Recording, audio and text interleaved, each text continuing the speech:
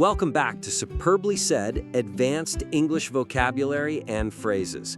Today, we are reviewing a SpeakDuo lesson plan. Yeah, and you can go to SpeakDuo.com to meet new people from around the world who are practicing English on video calls to become more confident with their English-speaking abilities. Exactly. Let's dive straight into the feedback. Let's look closely at the section discussing the vocabulary definitions. Right, so getting right to it, the definitions provided for the vocabulary lack the comparative nuance necessary to truly challenge and elevate advanced English learners. Yeah, this source material presents 8 excellent idiomatic expressions. Things like dispense with something and barefaced. They are great phrases, but the weakness is that the material just provides single, flat definitions for each of them. Right. I mean, for an advanced learner, simply knowing that barefaced means shameless or that dispense with means to stop using is just insufficient. It really is. It fails to address the subtle boundaries of these phrases. And when you don't map out those edges, learners will, use them unnaturally. Exactly. Or they'll confuse them with simpler synonyms. It's like giving someone a sports car but only teaching them to drive in a straight line. So the suggestion here is to introduce similar but different alternatives for each phrase and explicitly explain the nuanced differences between them to deepen the learner's comprehension. Yeah, let's look at how to actually do that. When teaching dispense with something, you should explicitly compare it to the alternative, dispose of. Oh, that's a great comparison because on the surface, they look and sound really similar to a learner. Right, but you need to explain the nuance. Dispose of usually implies throwing a physical item in the trash, like you dispose of a broken chair.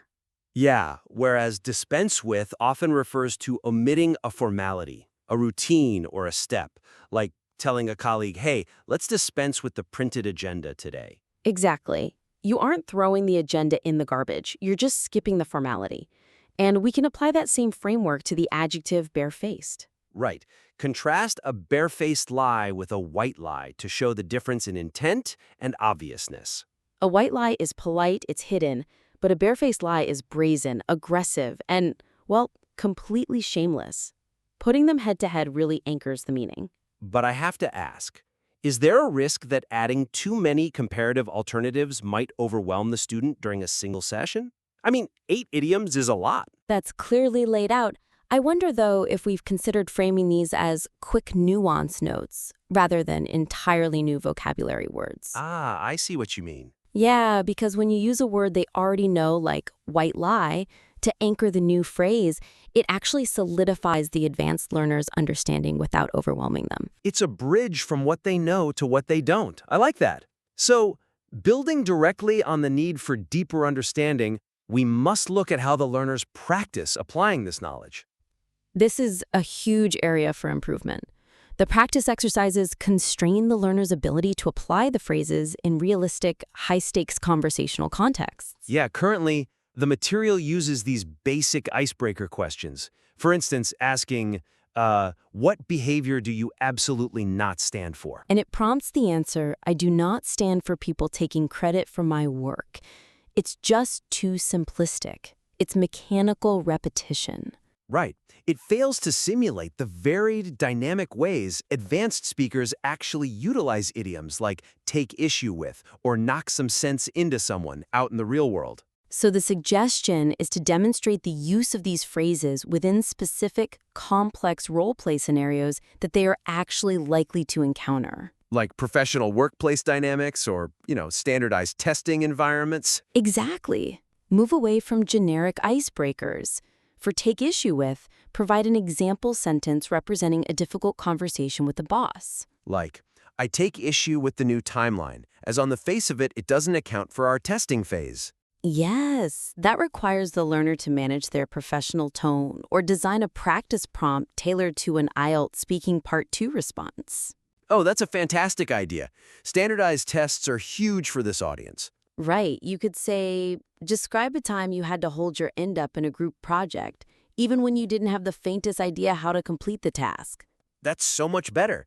So a key theme running through this material seems to be the gap between knowing a phrase and using it naturally in the wild. Grounding the phrases in specific scenarios, like IELTS or corporate meetings, makes the SpeakDuo breakout rooms significantly more engaging and actionable. Okay, so after optimizing the learning and practice phases, the material needs a stronger method to cement that knowledge before the session ends. Right. The lesson's conclusion misses a critical opportunity to reinforce and formally assess the retention of the 8 newly introduced phrases. Yeah, the lesson currently concludes really abruptly with this "you're one step closer to fluency" slide right after the final breakout room. There is no structural mechanism to verify if the learners actually internalize the complex definitions of phrases like not have the faintest idea or stand for something. So to fix this, the suggestion is to integrate a highly structured, multiple-choice quiz at the very end of the lesson. A quiz that heavily repeats the target phrases, allows learners dedicated time to think, and provides immediate answers with reminders of the contextual examples. Let's actually walk through what this 8-question quiz should look like. It needs to have options A, B, and C. Right. And the instructor should prompt the learners by saying, "Feel free to pause the critique here if you need to think about the answer." Okay, question 1. What is the best definition for the expression "to dispense with something"? Option A, to completely intentionally stop utilizing a specific item simply because it is absolutely no longer truly required. Option B, to successfully, formally, firmly, officially, quickly, actively, efficiently, totally resolve complicated legal challenges. Wow, that is a mouthful of adverbs. They really packed the descriptions there to test focus. And option C, to rapidly, aggressively, permanently, violently, deeply, completely, intensely, intentionally, absolutely destroy old items. Feel free to pause here if you need to think about the answer. The correct answer is option A, to completely intentionally stop utilizing a specific item simply because it is absolutely no longer truly required. And here is where you give the immediate contextual reminder. Remember the workplace example where we decided to dispense with the printed agenda. You were intentionally stopping the use of it. Perfect. Let's move to question 2.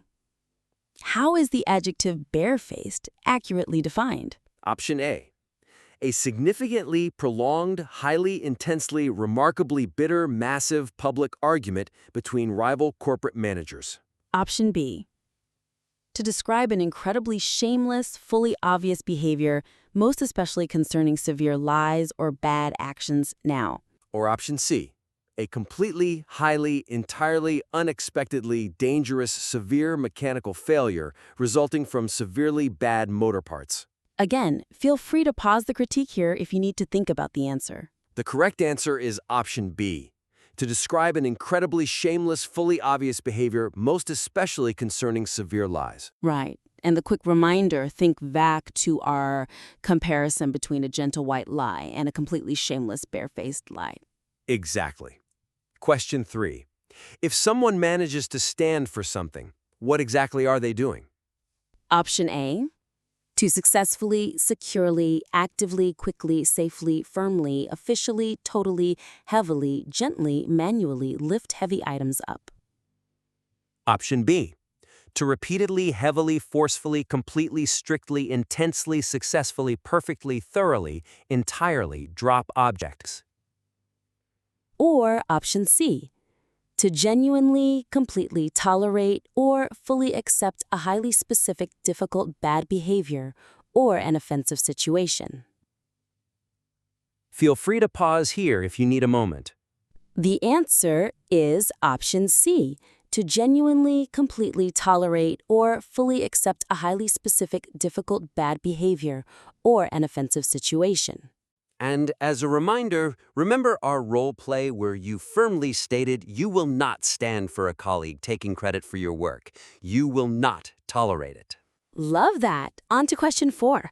What does a person mean when they decide to knock some sense into someone? Option A, to actively make someone finally realize a mistake and heavily act far more sensibly through a strict confrontation. Option B, to deliberately, aggressively, actively, fiercely, entirely, firmly, forcefully, effectively destroy a strict public legal law. Or option C, to entirely, peacefully, independently, completely, accurately, smartly, naturally, execute a complex, formal, corporate plan.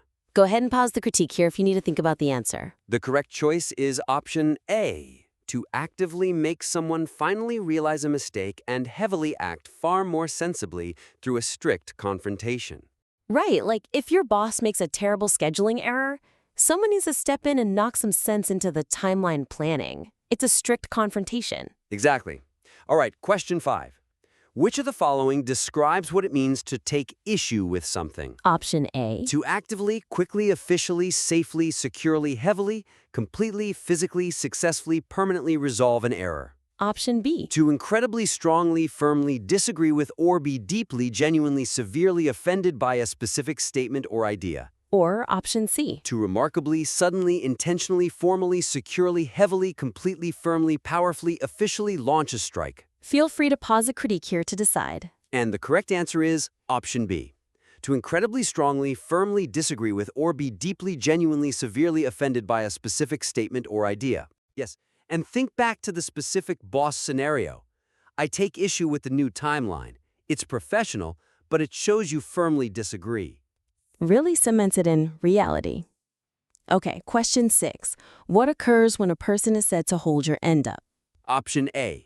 To completely, successfully, rapidly, efficiently, smoothly, physically, officially, firmly elevate heavy items. Option B.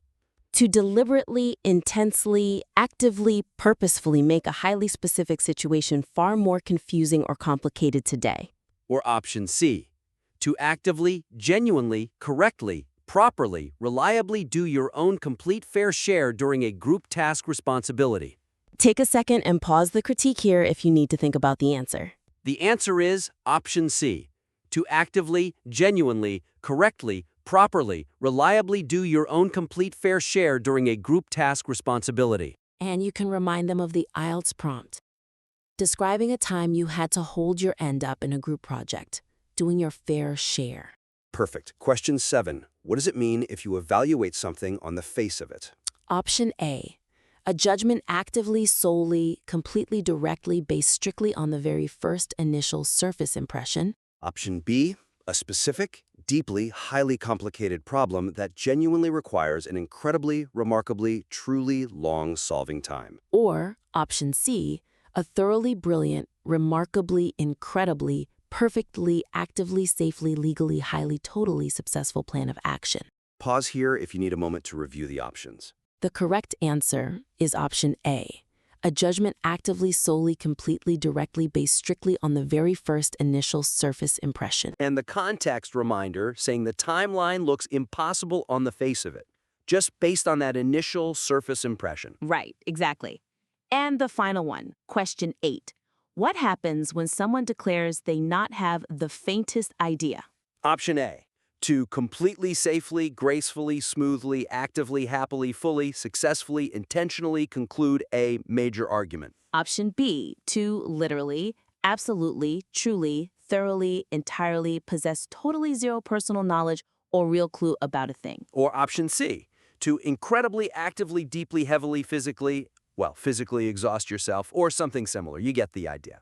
Feel free to pause the critique here to think about the answer. The correct option is... And to wrap up that context, just like the IELTS prompt where you have to hold your end up even when you don't have the faintest idea how to complete the task, you possess zero clue. I could see what you're going for here with this structure.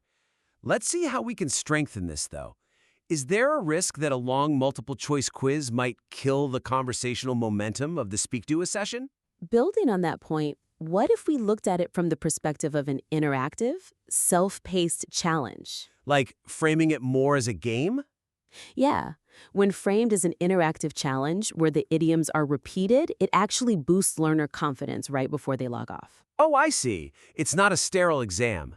It's a victory lap to prove they mastered the nuances before ending the call. Exactly. It sends them away feeling really empowered about their new vocabulary. That makes total sense. Well, let's briefly recap the main takeaways from our critique today. The SpeakDuo lesson provides a really great foundation, but it can be significantly improved. Right. First, by contrasting phrases with similar alternatives to teach comparative nuance. Second, by grounding practice exercises in realistic IELTS or workplace scenarios rather than just simple icebreakers. And third, by implementing a structured multiple-choice consolidation quiz at the very end to lock in that knowledge. We explicitly invite the listener to revise their lesson materials based on these actionable suggestions. Please submit your work back in again for further feedback. We'd love to see it. Absolutely. Thanks for joining us for this critique. Catch you next time.